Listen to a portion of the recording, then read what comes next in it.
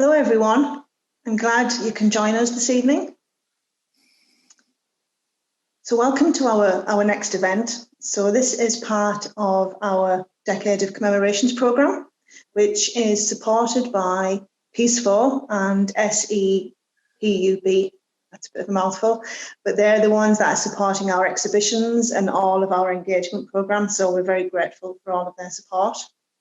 I think we have quite a few of you watching this evening, so I'm really glad. It's a lovely evening here in the Northwest, so I'm hoping it's a lovely evening for you too.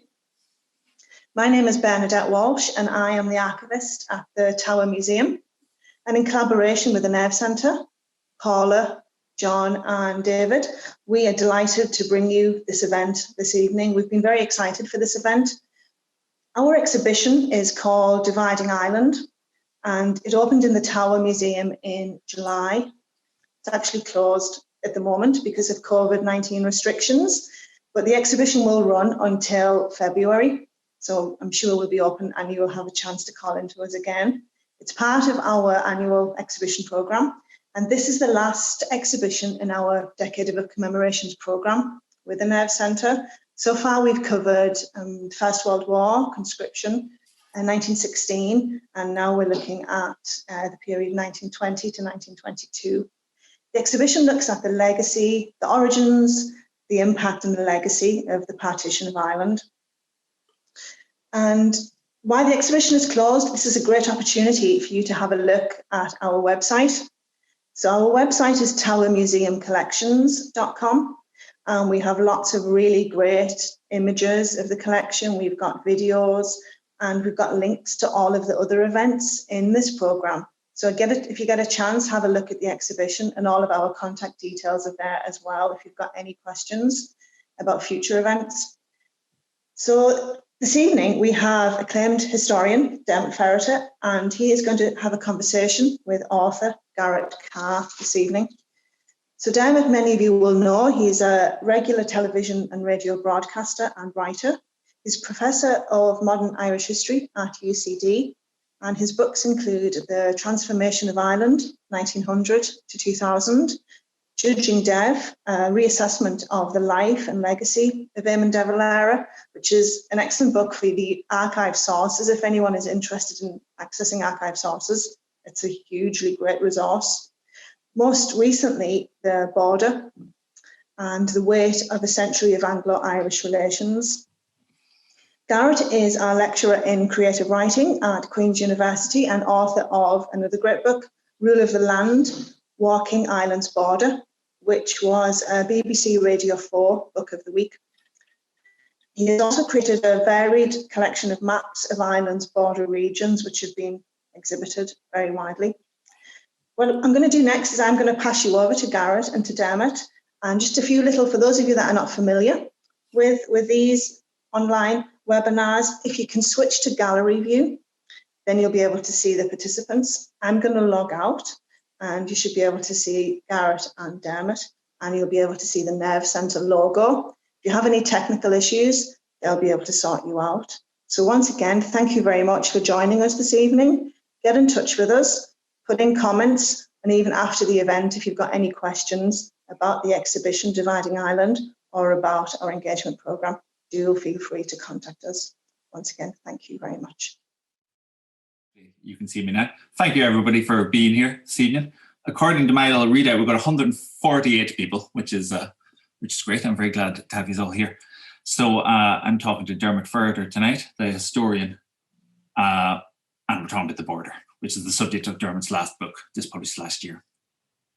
And the first thing I want to ask you, Diarmaid, is not really a fair question, to be honest.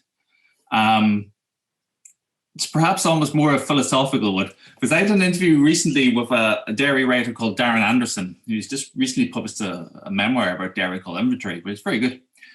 And we were talking about the border, and the way he spoke of the border was this freakish occurrence from a set of weird coincidences that it kind of came together, and it was a very unlikely sort of event. Whereas my way of looking at things is that everything since the Norman invasion points to the border, and everything leads.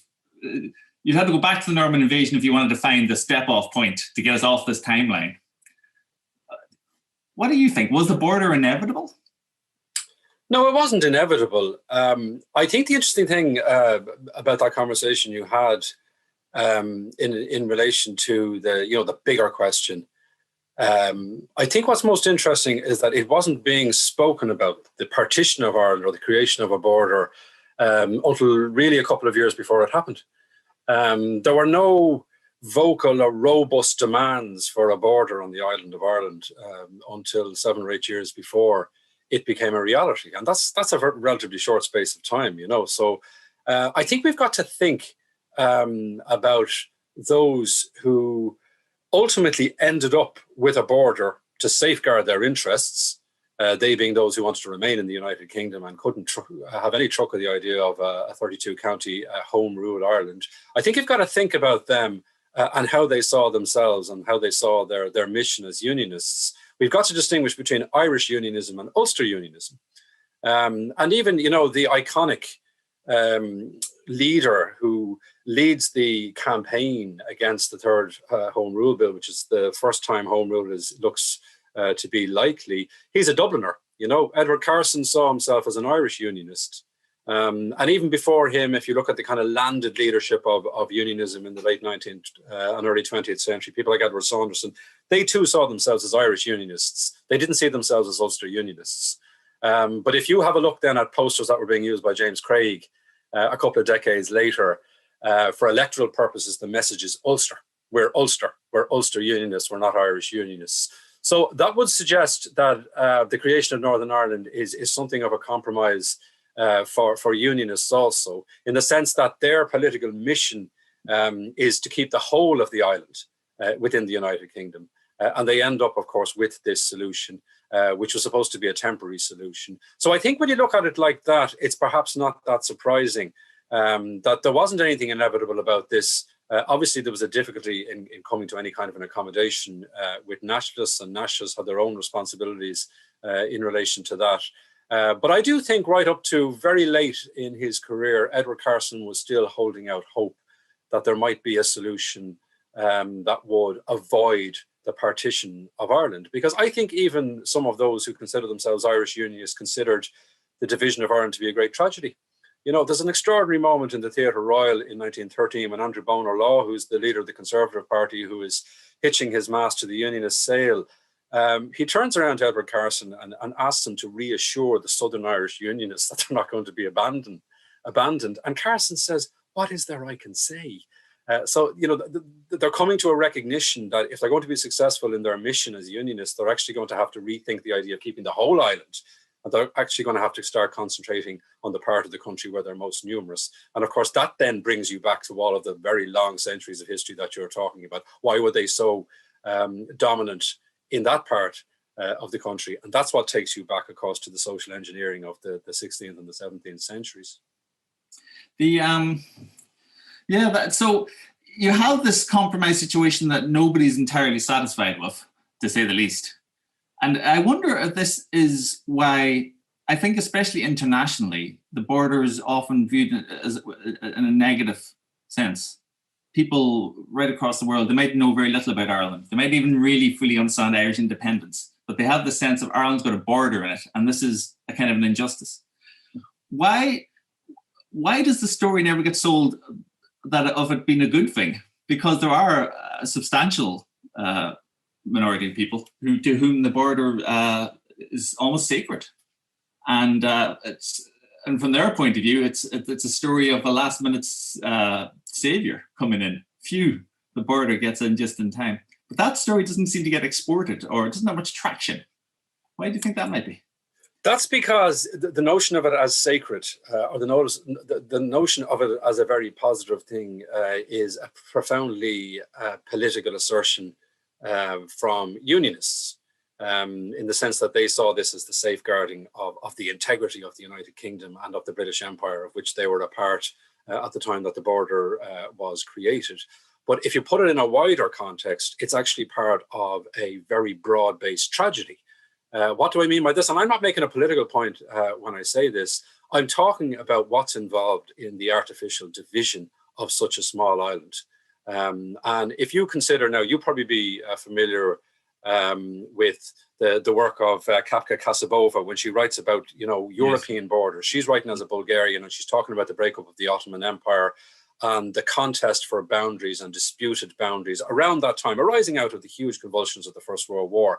We're part on this island of that wider story as well. We have an Irish manifestation of what are international boundary disputes that are very common with the decline of empires and the aftermath of the First World War. But she made the point that the reason why borders are seen as so negative and seen as an injustice is because there's a very strong sense of a solution being imposed on the periphery from the centre, and that this is done with impunity.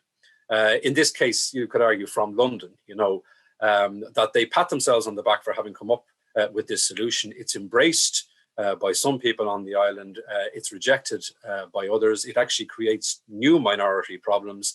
But the reason why it is seen in such negative terms is because it's about a carve up, and it's a settlement which leads to such discord.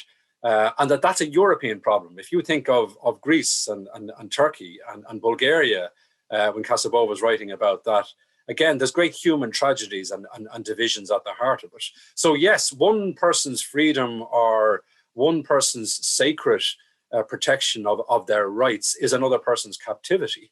It's very hard to fashion a positive narrative out of that isn't polemical and extremely one-sided.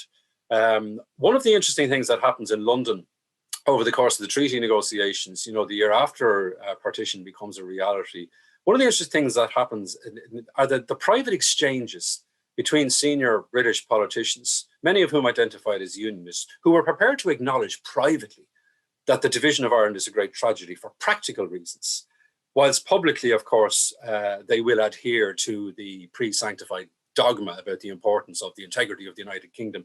And I think that gulf between a private acknowledgement of what a tragedy it is to divide an island for practical reasons, the gulf between that and the public rhetoric is there throughout the decades. And it's there right up to the present day.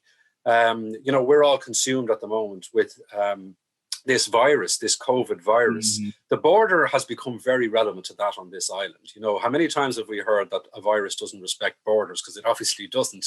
Infectious diseases don't respect these physical boundaries. And yet we have a situation on the island where we can't meaningfully get ahead of that virus when we have two different approaches to it on the two parts of the island. So in practical terms, that actually goes right back to what the British Prime Minister at the time of partition, David Lloyd George, said to unionists: you're cutting off the normal circuits of activity.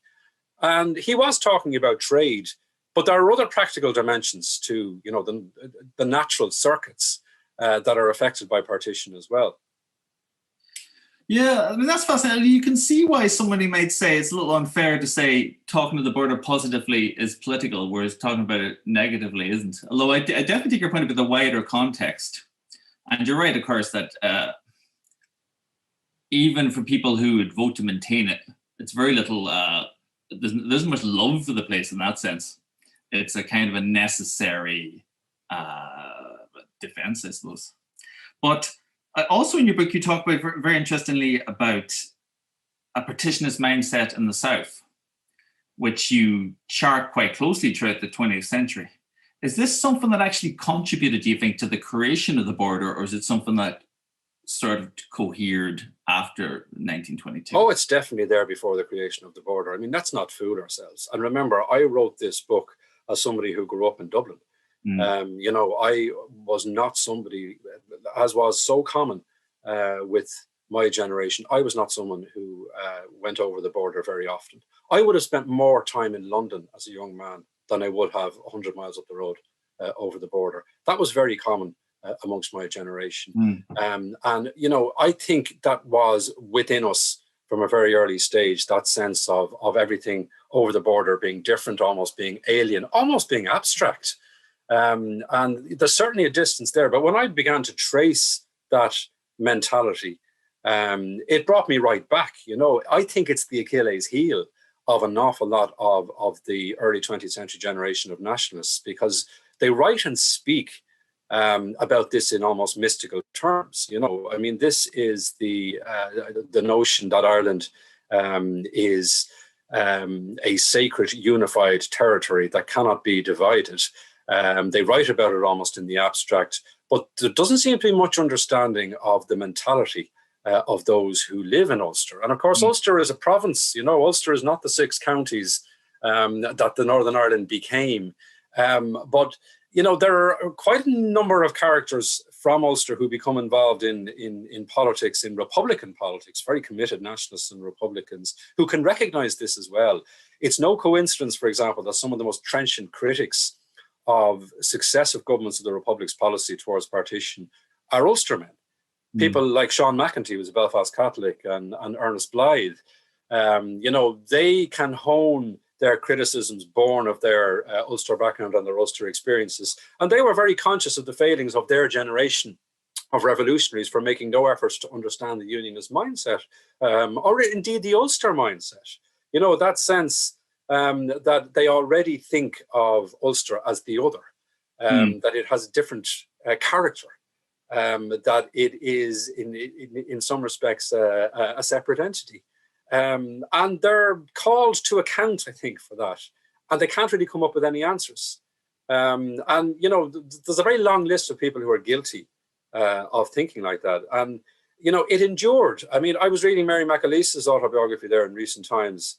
And she makes much of that as somebody who came down from Belfast to Dublin to work, say, in RTE, castigates the complete failure to either understand the reality of Northern Ireland in the 1960s or the 1970s, or make any attempt to educate themselves about it. And even more recently, I remember when Mark Durkan, the former SDLP leader, stood for Fine Gael in the European elections. And he got very irritated at what he regarded as this questioning of the appropriateness of him coming down here to stand in our constituencies, and he used the word borderist. These are borderist, these attitudes, So it has manifested itself in various ways from 100 years ago right up to much more recent times. And I would still ask students, Garrett, as a very important exercise at the start of a class to do with this period, how many of you have been in Northern Ireland? How many of you have been over the border? And there are more now than there would have been 15 or 20 years ago. But still, a surprising number have absolutely no experience of Northern Ireland. So it has endured. I wonder, you talk about this failure to engage with Ulster identity. And I wonder, going right back to the discussions that led to partition, Arthur Griffith and his panel in London. I wonder, it's interesting that they were speaking to English people about Northern Ireland in London. If they were actually across the table from Edward Carson and other Ulster Unionists, would that have panned out differently? I mean, if only because they would have had they probably wouldn't have been subjected to such a charm offensive, at least. Well, I mean, James Craig did eventually meet both Eamon De Valera and Michael Collins, and he found Michael Collins much easier to deal with. Most people found Michael Collins easier to deal with than De Valera. Because De Valera tended to give abstract history lessons when he was talking to Unionists, and James Craig, this did his head in. Whereas he found Michael Collins was more practical, and they came up with this kind of pact in 1922 to try and take the heat out of what really was a horrendous year. I mean, there were 300 people killed in 1922. The birth of Northern Ireland is so bloody. But when you talk about, Irish nationalists speaking to English politicians about it, what strikes me as perhaps equally revealing as their lack of dialogue with Unionists is the barely concealed antipathy that London has for Northern Ireland and for Unionists, And David Lloyd George was great for speaking very frankly, according to his secretary, Tom Jones. You see, Tom Jones, David Lloyd George's secretary, thankfully for us, left his diaries behind, and he recorded these exchanges in minute detail. Now, they're not gospel, and we have to account for a degree of embellishment, but there's a consistent theme there, is that these bloody Ulster folk are such a nuisance. And the way David Lloyd George put it, they're a pugnacious people. And he said, we're not with them. We're only with them to the extent that we don't want civil war on our door. We don't love them. There's no great embrace or empathy there. And I think that's one of the reasons why such a strong sense of an Ulster Unionist identity develops, because they certainly don't trust Dublin, but they don't trust London either. And again, that has endured, and there are reasons for that. And even at a much later stage, when sworn enemies come together like Ian Paisley and Martin McGuinness, what they can both agree on, I think, is that it's better for us to take as much control of Ulster as we can, because we don't trust London to do it. So, they can, over the course of time, come to an accommodation about that. But yeah, it is, to go back to your point, it is remarkable when you consider the lack of dialogue.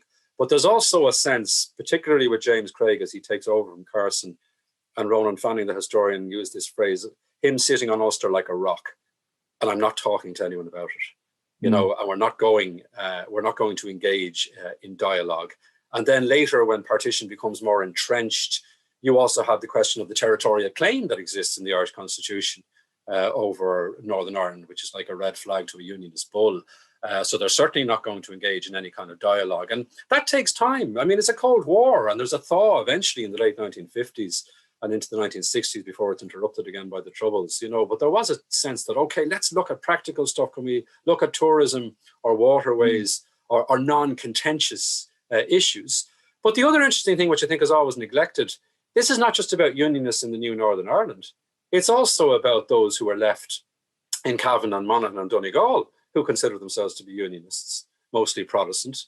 There's 70,000 Protestants in those three counties on the wrong side of the border. So you have the 1/3 Catholic minority, a nationalist minority, obviously, in Northern Ireland, who don't feel they're part of this state. But there's also that other minority question on the other side of the border. And they have to accommodate themselves to a new dispensation as well, which is difficult. Would you agree the national delegation in the lead up to Irish independence and partition, they seemed outmaneuvered? Oh, there's no doubt about that. Yeah, I mean, Arthur Griffith in particular, we have to remember, I suppose, like Arthur Griffith and Michael Collins together represented, different strands of the Irish nationalist movement. I mean, Arthur Griffith was not a Republican. He never claimed to be a Republican in the sense that some of his colleagues were. I mean, his original political manifesto was based on the idea of Ireland staying as a united entity within the empire, the so-called dual monarchy. He's seen as a moderate. And what they do is they isolate him. And this is a classic negotiating strategy. You look for what they regarded as the weakest link. And it's not that Arthur Griffith didn't have considerable heft and ability, and he was quite a brilliant man in all sorts of ways and a great journalist. But they realized that perhaps he was not one of the diehards. And that was always the description that was used about some of his colleagues. So they get him to agree to things. David Lloyd George in particular takes advantage of this. He gets him to agree to things in kind of little side meetings, which is another negotiating tactic. And then he kind of impales him on the cross.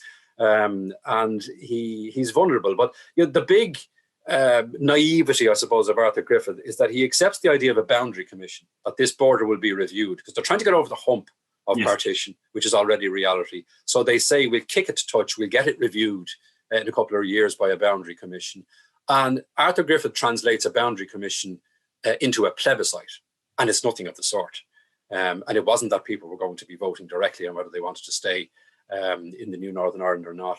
And Griffith perhaps knew deep down that wasn't a reality. But yeah, he is outmaneuvered, and there is inexperience, and they were facing what you would describe as a very heavyweight British negotiating team, of course, including famously Winston Churchill.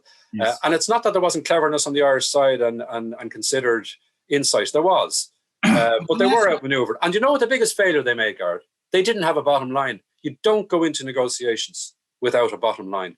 And the problem was there were two sets of negotiators. There were those who were in London, in Downing Street, and there were those who stayed at home, most famously De Valera, who were sniping from Dublin and who are sending instructions from Dublin sometimes too late in the day. So they're not coherent.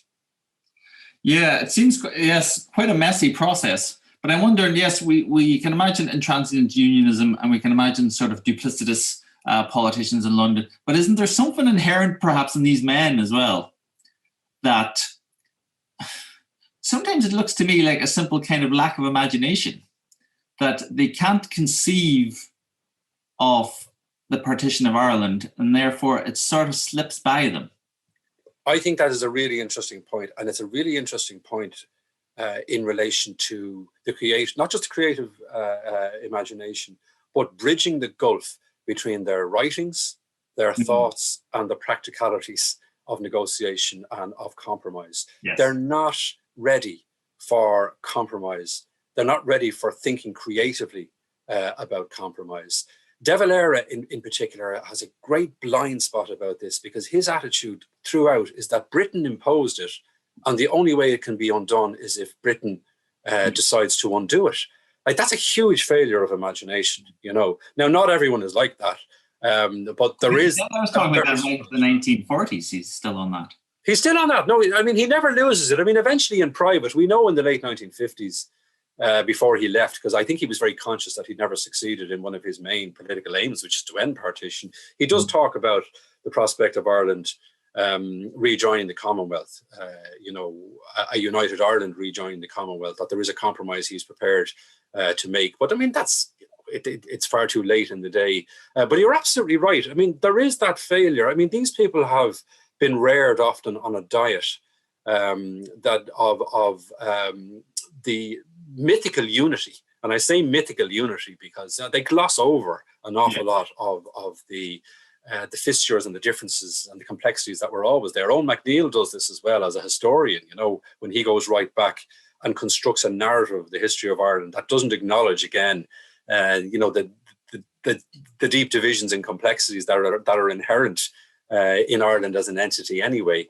So when it comes to translating, you know, their writings, their history, and what they've been taught into practical politics, you know, they fall at that hurdle. I don't think there's any doubt about that. But you could argue unionists do likewise, in the sense that they have their own version of history, which is distorted and which is polemical and which serves a particular purpose around rallying their supporters in the face of a threat. It's very reactive. It's very defensive.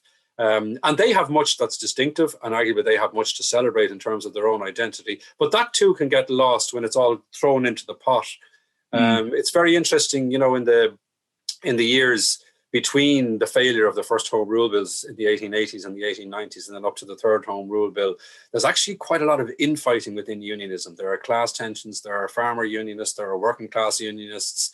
And it's a reminder that unionism is not monolithic. Unionism has never been monolithic. And whilst they campaign and rally around the idea of one voice, you know, that was never truly reflective of the unionist family. You kind of, this word, going forward in time a little, but you sort of came close to the subject there, so I'll take it up now. So yeah, as you mentioned, it took a long time throughout the 20th century for sort of the Irish political imagination to think we need to start actually engaging with Ulster unions, these people. But lately now with the Brexit debate, there's a phrase that's gained a lot of traction, and I'm not sure where it came from, but it's the idea that it's not Ireland's border, it's Britain's border in Ireland. And I think it might originate with Darragh O'Brien, the comedian, who threw it out on television. But that seems to me that's flashing back to the 1930s, isn't it? It certainly didn't begin with Darragh O'Brien.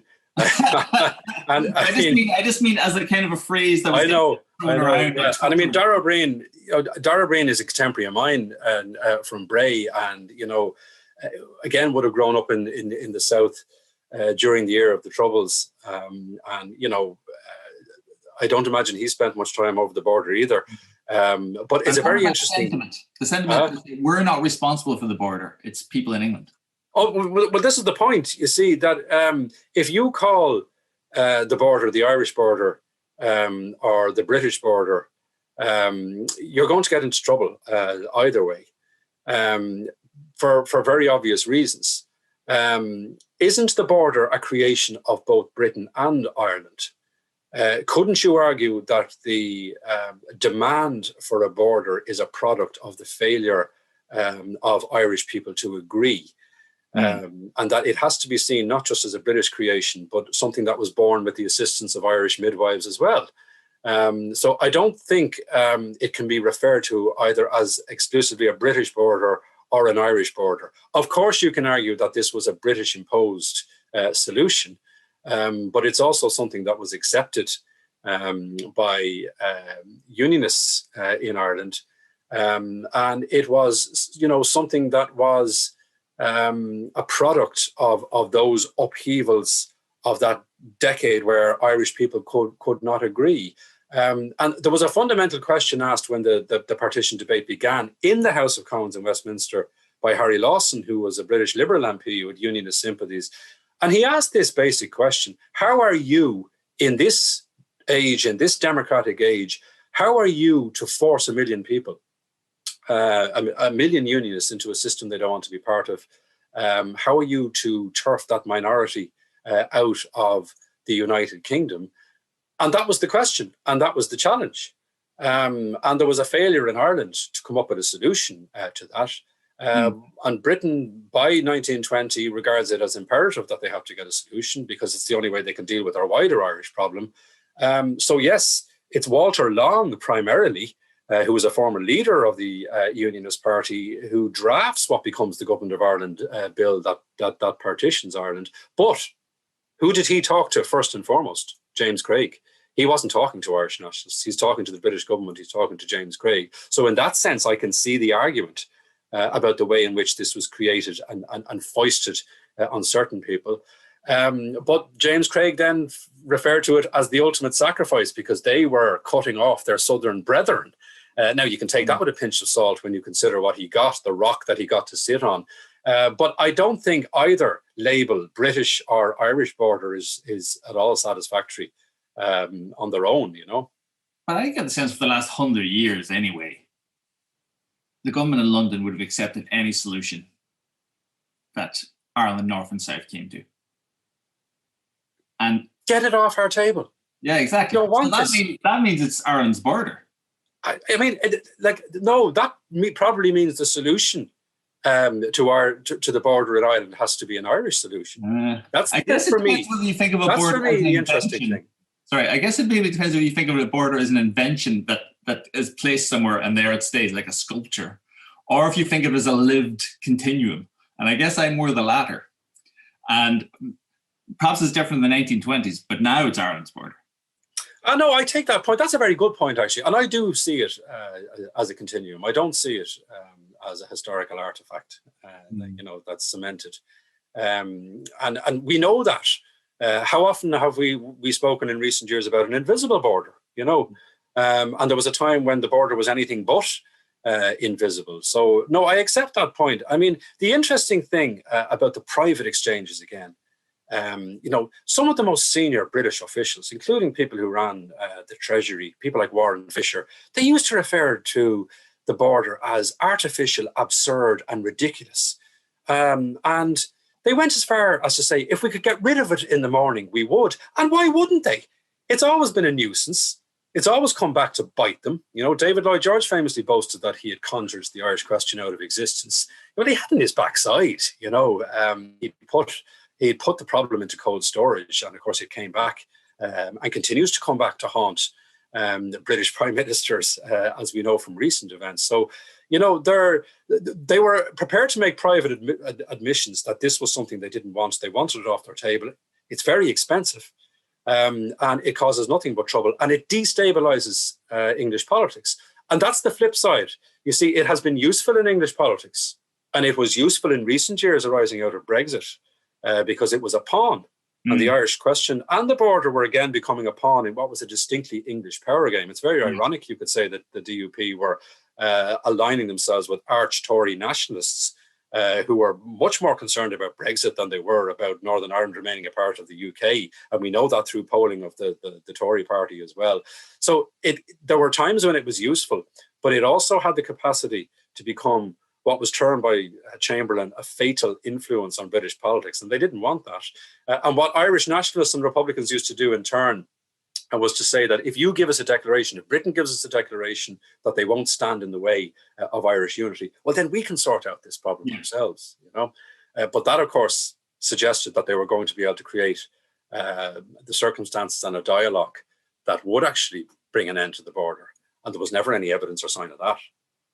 I want to ask you a couple of what-if questions. Some people watching this will know you used to do a program for RT Radio called What If, when you imagined different counterfactual histories and what would have resulted. Brilliant program. And maybe you covered some of these in your episode, so I apologize if this is familiar terrain for you. We got one from somebody who's attending. The name's not up, but he's posted a question in the Q&A, and he's wondering what would have happened if Northern Ireland had been 4 counties, which at one point was the imagined arrangement. So the northeast corner. Where would we be now if that had occurred? 4 counties was the option that they were looking at, you know, and the idea of a 4-county Northern Ireland was considered for quite some time. I think it would have been too small to be feasible. You know, when you're wondering what would have happened, I think that probably would have worked to the advantage of those who wanted to get rid of the border altogether, a 4-county Northern Ireland. If you think about it as an entity, what it would have represented, what would have been viable for it in political and economic terms, you know, I can't imagine it would have survived. It would have just been too small. One of the reasons, of course, why there's an embrace. That's what people said about 6 counties, didn't they? They did, yeah, but not to the same extent as 4 counties. You know, I mean, there's a substantial difference. You know, the population of the new Northern Ireland in 1921 was 1.25 million. You know, if you had been looking at something that was well short of that, it might have been different. It's not just about, I appreciate, it's not just about population figures, but I do think, you know, given already what we know about the 6 counties and how arguably you could argue that the economy is very artificial and is hugely reliant on subvention and public sector in employment. I think some of the economic difficulties would have been even more magnified by a 4-county entity. I have another one for you. 1893, the Lords does not have a veto over the House of Commons. And the second Home Rule Bill is passed. Where would we be now? We'd probably still be in the same position, unless 1893. You know, 1893. That decade, there's a sense that nationalism has lost its oomph and its verve. Parnell is gone. The downfall of Parnell creates a very difficult legacy for Irish nationalists. They don't really reunite until 1900 under the leadership of John Redmond. They're certainly not in a position to be aggressively pursuing, you know, their nationalist aims. So, you know, that 1890s, you know, if Home Rule had succeeded in the 1890s, there still would have been an opportunity for unionists to build a ferocious alliance against and argue and possibly to take up arms against this particular dispensation. So I think there would have been a great degree of destabilization that could have endured. So that instead of a lot of nationalists, as they did, you know, turning their attention to kind of cultural pursuits and cultural nationalism, they may well have found themselves trying to deal with the onslaught of a very substantial unionist resistance, not just in what would have been the new Northern Ireland then, but also in Southern Ireland. Yes. Well, it wouldn't have been quarantined, as one person put it, that you quote in your book, in the Northeast. Well, you see, that was, yeah. But this kind of gets back to my original point, doesn't it? So you can imagine these what-if scenarios, but they seem to resolve back around to bloodshed, at least, if not partition. Well, so I mean, another what-if, of course, which is worth contemplating, is what would have happened if the third Home Rule Bill had been implemented after the First World War. It's postponed for the duration of the war. Nobody knows in 1914 how long that's going to last, and so much changes in the meantime. But if it had been imposed, the likelihood is there would have been civil war in Ireland. And as you know, there was civil war in Ireland. There were 2 civil wars in Ireland, because you could argue, and I would argue, that there was a civil war in the new Northern Ireland in the early 1920s. There's also one, of course, in 1922-3 in Southern Ireland. But there could have been a civil war at an earlier stage if Home Rule had been imposed against the will of unionists as a result of the third Home Rule Bill. If that had become a reality, it's very difficult to see how there would have been a peaceful protest as opposed to violent protest. Let's not forget that many people regarded Ireland as on the brink of serious bloodshed before the First World War in 1913, where you had both the Ulster Volunteer Force and the Irish Volunteers as paramilitary groups. They weren't particularly well armed, but they were armed, and you know, they meant business. So, what can we learn from this? This is a big question. What can we learn? Because right now, in other nations across the world, polemics or polarized groups are starting to take shape. At what point do you have to ring an alarm bell and say we need to address this? Because I would tend to agree with you. From any point from the mid 19th century on, it seemed there was going to be violent conflict. And is there anything that can be learned from this? Well, I suppose one of the things that you can learn from recent times is that you can take the heat out of a border situation. Now, part of that, of course, has been a very long peace process that has not been without its setbacks. But even the physical manifestations of a border, I think there's a broad consensus that the infrastructure around a border being dismantled is a positive thing. You know, and I mean, it struck me that even, you know, the most trenchant unionists were very keen in the aftermath of Brexit to talk about how positive a free-flowing cross-border traffic is, you know, and that again, going back to the point about practicalities, you know, this is a positive thing. So, I mean, that's one sign that, you know, not having targets, you know, a hard border always attracts violence. You know, there's an infrastructure around it, and there's a symbolism around the infrastructure of a border that provokes and generates violent responses. We certainly know that from our history, as it does smuggling as well. I mean, some of the great border stories are smuggling stories, you know. I mean, there's always a boom there for some when it comes to how you take advantage of such a porous border. I mean, it's extraordinary to think. I do quote one of the ordnance surveys from the 1930s, where there were deemed to be 180 crossings to the border. But then when they had another look at it a couple of decades later, as you'll know well from traversing it, they decided there were over 200 crossings, and you know, even what constitutes a border crossing. So, you know, the terrain, I was very amused at, you know, Margaret Thatcher's take on this, that she wanted a border that didn't have all these kinks and wiggles, as she described it, you know. So, you know, that's another one of the messages, like, how feasible is it to control a border that porous? You know, we're well aware that they were never able to control the border.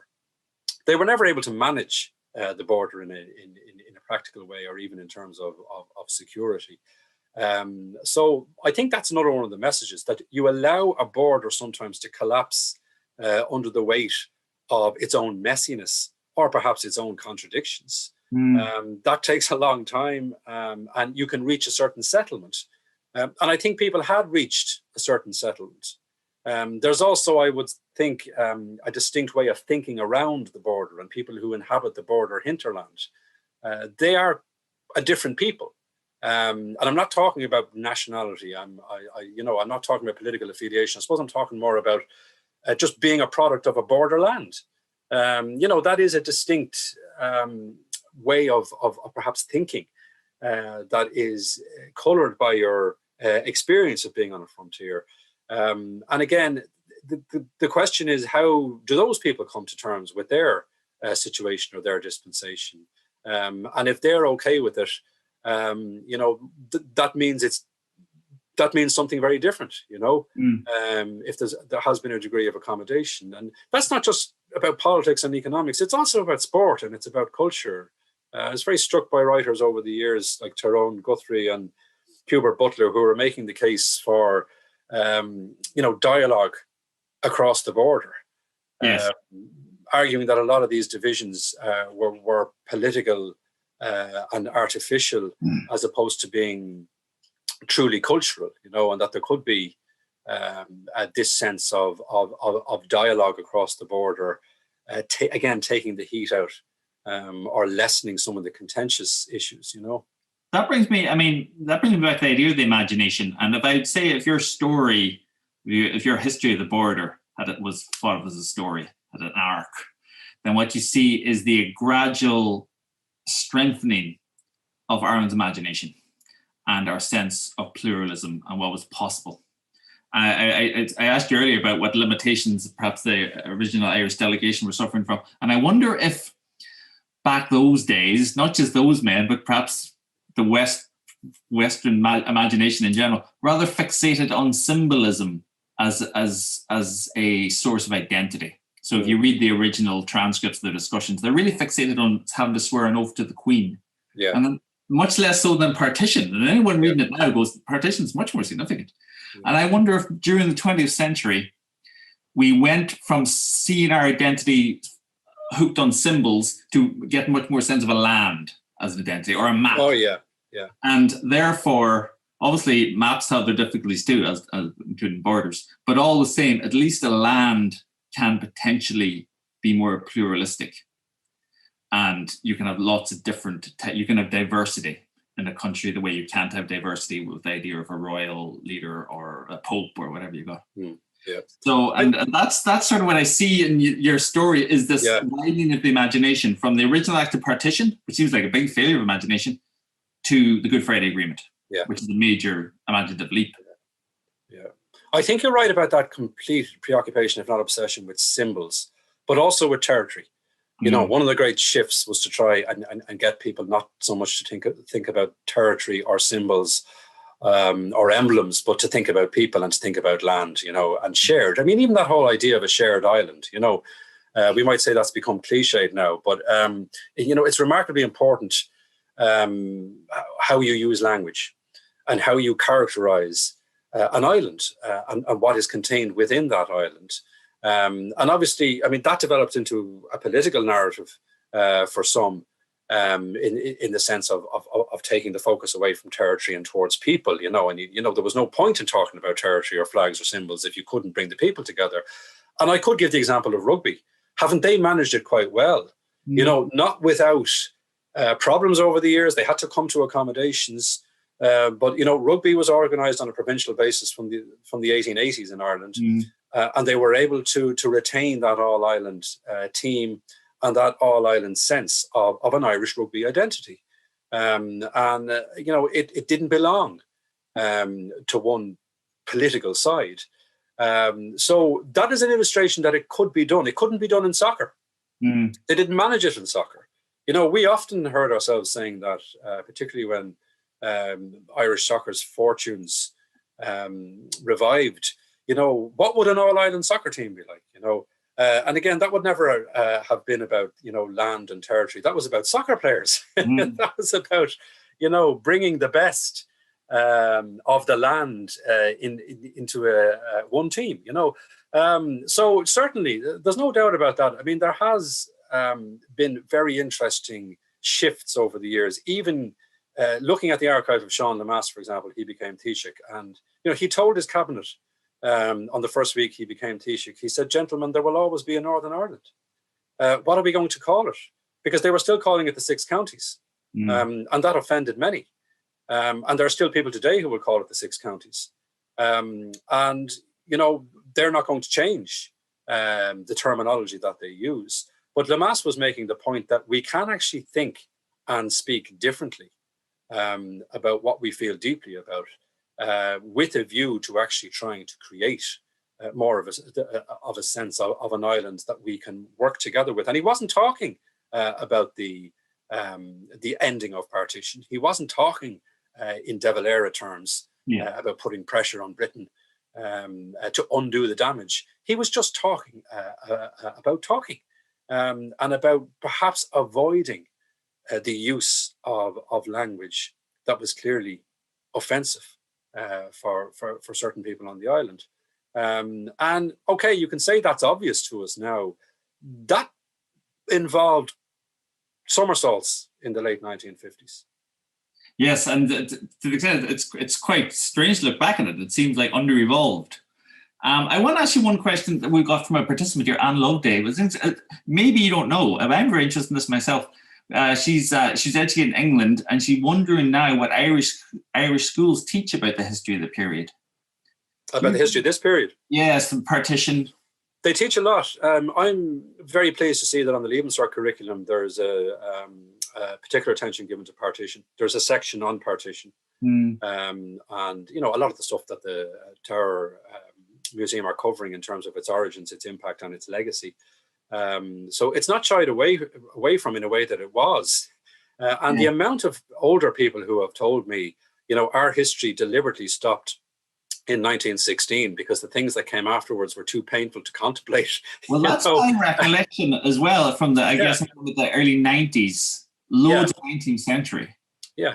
I mean, there was also a deliberate determination to perhaps end before the partition of Ireland and before the Civil War, that they wanted to end on a glorious note with the War of Independence. But even they couldn't do that because the glorious note, of course, also includes the partition of Ireland. So it's not the vindication of the ambitions that they set themselves and the dreams that they were hoping to realize. But yes, partition is dealt with very seriously in the curriculum now.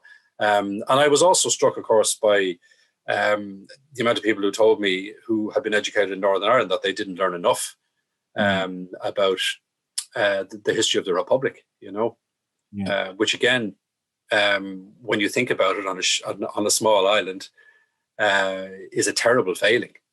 Yeah. Well, my sons here in Belfast go to an integrated school, so mixed, but still it is more of a UK curriculum, and so I find that a little frustrating because. Well, you have to remind yourself as well, Garrett, and you'll know this when you're talking about a UK curriculum.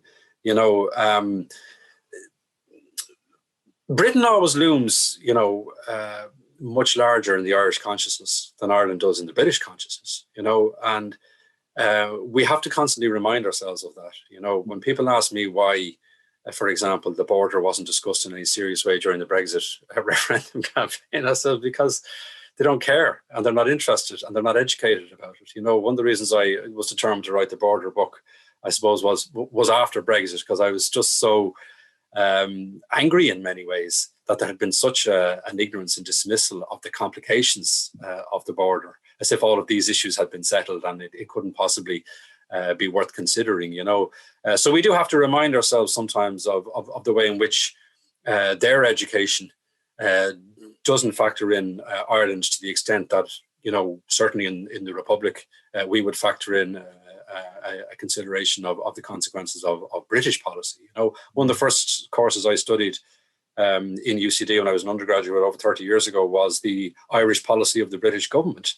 And Ronan Fanning used to teach that course, used to constantly refer to the perennial difficulty of commanding British attention. When are you actually going to take this country seriously and try and come up with, solutions to the problems? Well, only when we have our bigger fish fried. Well, I was interested there reading your book, and perhaps Michael Laffin's there recently again, that there was an interesting parallel recently when the DUP held the balance of power in Westminster. But that's what happened with the Irish Parliamentary Party. And that really helps them get the Home Rule Bill through. Oh, absolutely. I mean, the Liberal Nationalist Alliance, and it's on a much bigger scale than the DUP, they were able to prop up a government with a relatively small group. I mean, at the height of their power, the Irish Parliamentary Party held 86 seats in Westminster, and they held the balance of power. I was interested while reading your book, you mentioned that Margaret Thatcher was leaned on a little from the United States to encourage her in the direction of the Anglo-Irish Agreement. And another thing we're hearing about lately, another term that's flying around, is the idea, from senior US politicians, is the idea that the USA is the guarantor of the Good Friday Agreement.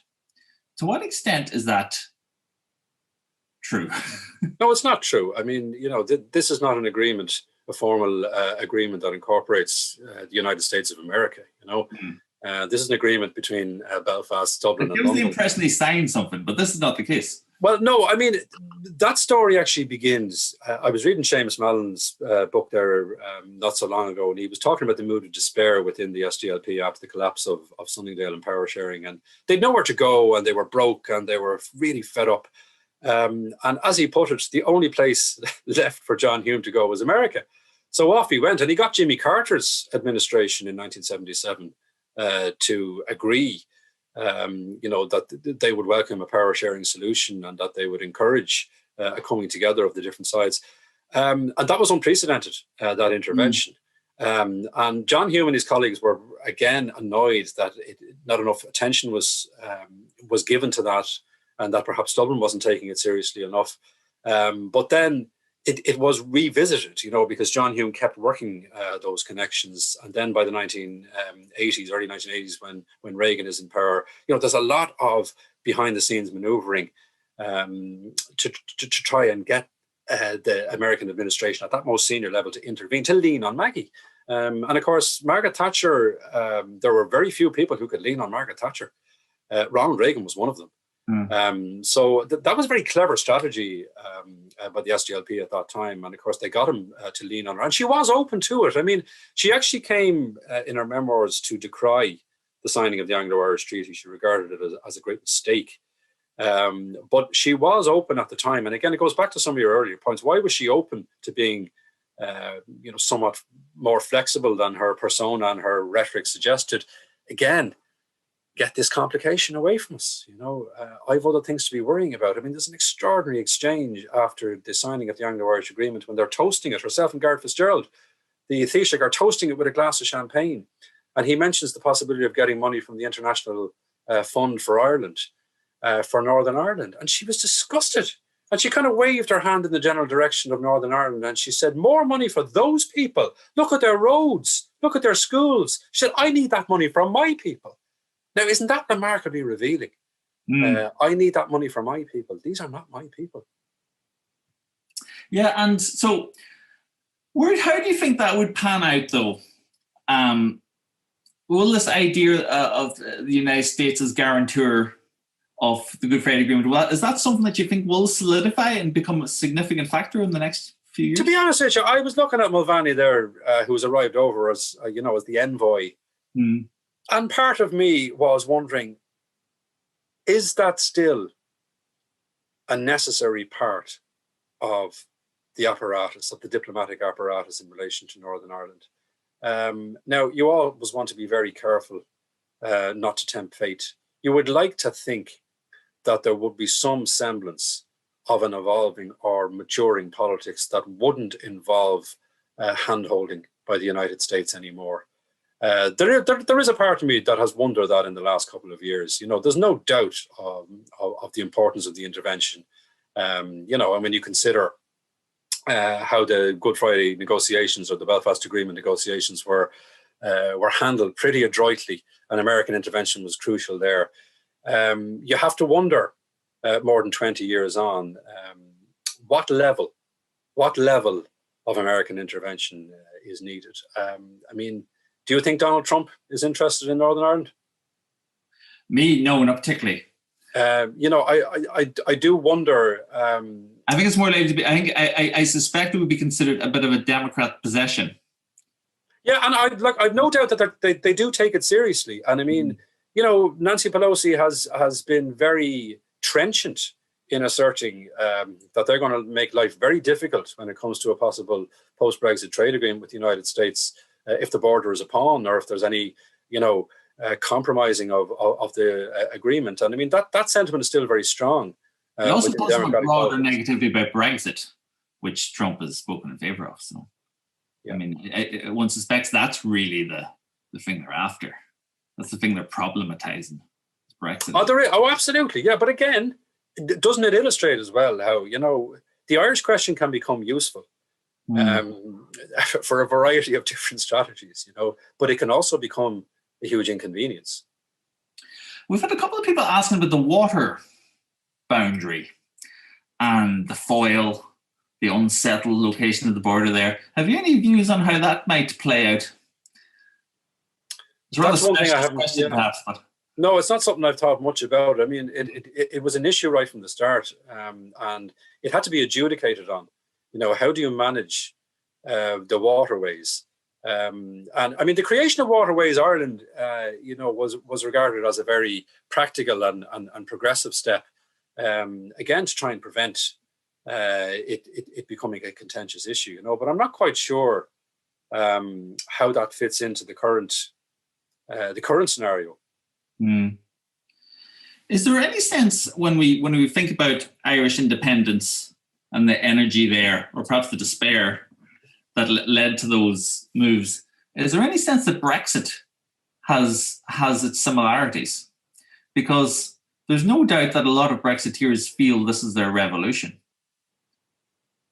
And but I mean, they talk about taking back control. You know, I mean, if you look at all the mantras that they're using, you can draw direct parallels with a lot of nationalist movements, you know, not just the Irish one. The idea of taking back control, the idea that they are leaving a cruel empire, in this case, you know, the Brussels bureaucracy, and the idea that they are going to be masters of their own destiny, which has always, of course, been a key plank of a nationalist agenda. I mean, I was talking earlier on today about the 100th anniversary of the hunger strike of Terence McSweeney, who died in Brixton Prison in 1920, in October 1920. You know, and he was very much of that ilk, you know, and there were huge advantages to him in pitting himself, as he saw it, one emaciated individual against the might of the British Empire. And, you know, that became a very important emotional appeal as well. And there is a lot of an emotion bound up with the Brexit issue. I mean, I'm not remotely in favour of being completely dismissive of those who voted in favour of Brexit. You know, there can be a huge snobbery sometimes in dismissing the level of sentiment and emotion around that question, as well as the hard-headed thinking that some of them would see as being central to their thoughts about Brexit. You know, if you ask fishermen, for example, in various parts of England why they voted in favour of Brexit, you know, they'd be able to tell you exactly what they think of the European fisheries policy, you know. So, you know, it's not all just about bloody-minded Tory nationalism, but at the same time, it is playing in to a lot of those basic sentiments that we would have associated with a historic nationalism, perhaps. You know, it does seem almost quaint in some respects, but we also recognise, I suppose, the forces that it can unleash. And that's the other thing about nationalism, and that's not just about Ireland or Britain. You know, again, if you go back to where we started and the convulsions of that period that led up to partition, I mean, there was the ultimate manifestation of the horrors of extreme nationalism, and what can happen as well after the revolution. Sometimes civil wars can be much more vicious than the wars of national liberation. We are back where we started. However, I'm going to say one more thing before we wrap up here. And thank you, everybody who's been contacting me.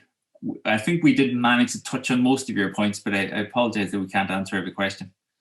I would actually, this is almost a creative question. I love the way in your book about the border, you close most chapters with a look at what art was doing during the phase you just discussed. Mostly writers, not just writers, photographers as well. What's behind that style of presenting an historic story? I can't write history without drawing on that pool, you know. I've never been able to do it, and I'll tell you why. The archive, the documentary record, can tell you what happened. It can't tell you what it felt like. Writers perform a hugely important function in relation to telling you what it felt like. It mightn't be their direct experience, sometimes it is, but it is for me about their ability to encapsulate a sense of what things feel like, you know. And you can have a very cold, austere type of history writing that takes out that humanity. And even in Queen's, you know, I remember the great A.T.Q. Stewart, who was a great historian of Ulster. And he made that point in the early 1990s. Far too many historians are writing history with the humanity taken out. You know, that, you know, history is about feelings. And too many people are writing history without the feelings included. And I'd agree with him. And I think that's the main reason why I do it. All right. Well, thank you very much for your time. It was absolutely lovely to talk to you. And thank you for all the insights you gave me on the border, because you actually walked it, yes. Which I didn't. And that's a very important point. There's a lot of fields, but it's a certain style of research. I wouldn't call myself an historian. I wouldn't really dare do that. But you see, the border can't be, you know, the preserve of historians when it comes to writings about the border. That's the other thing. I mean, some of the most illuminating insights we've had on the border have been from people like you, have been people who are actually walking it and feeling it and observing it. You can get an awful lot of insight in a way that you'll never get from an archive when you approach it like that. Yeah, well, I mean, things you've mentioned and I've returned to as well, the importance of the imagination and the emotional aspect of our relationship to the land are very intangible things. And that's what I really enjoyed about you, as you just explained, why you utilize the work of artists as well. And one gets a fuller sense of the story, because we do tend to conceive of things in frames and as narratives, I suppose. Yeah. And maybe this is a limitation. I think in a way, the original Irish delegation, I was talking about their lack of imagination. That was maybe they thought it was going to end one way. Yeah. And they couldn't get over the fact that actually the story had a different ending. Yeah. And it took I think you're absolutely right. 50s to accept that. Yeah. So the story concept can limit you also, but all the same, seems to be how our brains work and how we understand the world. And so, yes, I think it's an important thing to consider. And absolutely, yeah. I work and I think you do it beautifully in yours. So thank you very much. Thank you all for joining us. Yes, we went from 140 to 161, so we must have been doing something right. Okay, and thank you everybody who typed in your comments and questions. I'm going to have a look at them now. And good night, Diarmaid. Good night. Lovely to talk to you, and thank you all very much.